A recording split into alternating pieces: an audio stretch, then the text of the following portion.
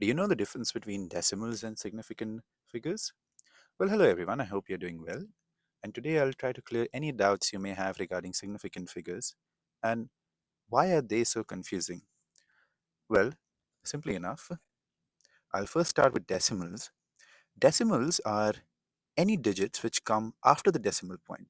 So, anything which is after this, which would be these five numbers over here, they are decimals.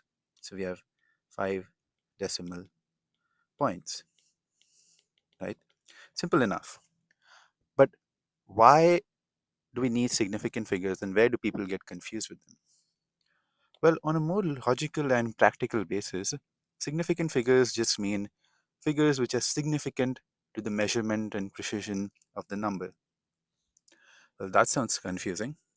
I'll try to help with that. In this number, the 4 and 5 are pretty significant to us in the sense that if I remove, let's say, these zeros over here and this d0 in decimal, I don't care that much, but this 405 is what defines a lot of this number, right?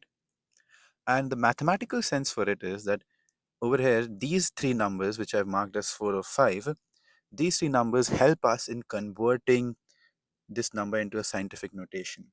So, what would be the scientific notation? If you may not know about scientific notation, it's basically a number marked up to one digit and followed by any decimal point and then exponentiated to 10, right?